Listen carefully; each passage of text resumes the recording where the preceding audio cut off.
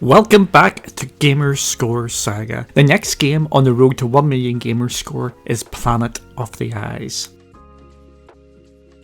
On the surface, it looks like a short, atmospheric sci-fi platformer, but the 1000 Gamerscore here isn't just handed out for finishing the story. Most achievements are tucked away behind detours or deaths and hidden interactions. Thanks to your chapter select, it's never too punishing, but you'll need to do more than just walk through the levels if you want the full completion.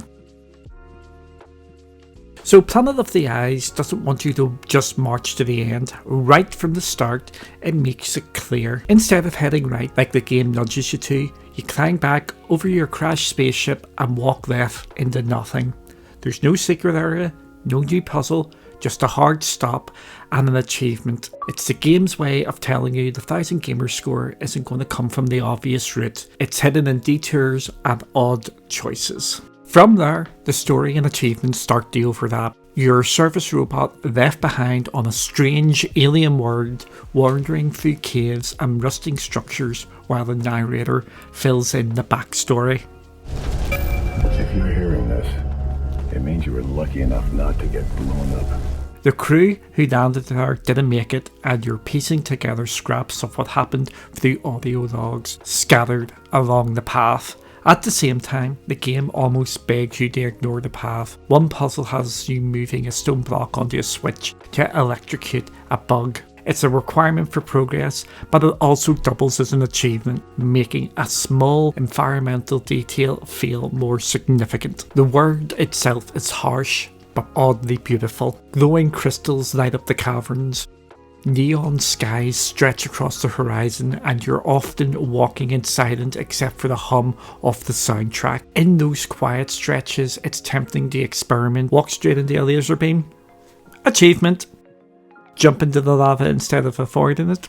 Achievement. The game rewards you for failing in spectacular ways, turning mistakes into part of the completion. There are lighter moments too. At one point, if you just press Y and make the robot dance, you unlock Boogie Time. It's silly, but it fits with the tone. This little robot, lost in a dead world, still stopping to break into moves.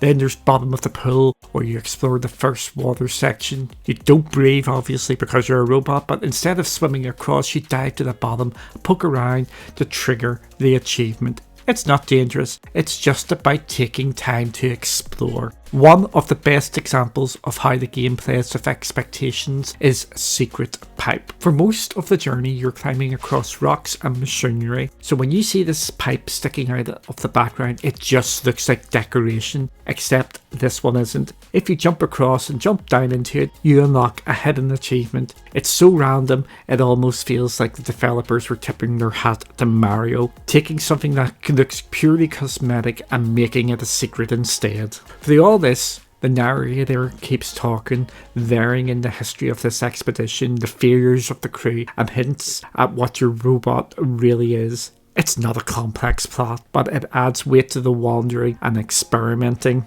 By the time you reach the final generator and trigger the end, you've pieced together both the story and a string of weird little side moments. You've pieced together both the story and a string of weird little side moments. The nice thing is that the game isn't cruel. If you don't feel like speedrunning or a mischievous kid testing every boundary, you'll miss plenty of these on your first go. But Chapter Select has your back here. You can jump into the exact moment you need and quickly mop up the ones you've skipped or missed. That makes completing the game both stress-free and memorable. You finish the story in a single setting, and the achievements make it feel like you've just poked and prodded every corner of this strange alien world. In the end, Planet of the Eyes is one of the easiest completions you'll come across. It only takes between an hour to 2 hours to grab the full 1000 Gamerscore, and nothing here is mechanically difficult. The trick is just knowing which spots to mess about with, because most of the list is tired into detours, hidden jumps, or just throwing yourself into hazards.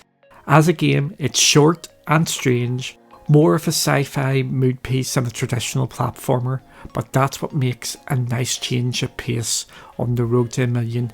You get the atmosphere, a few clever moments, and an achievement list that makes you play in different ways you wouldn't normally think of.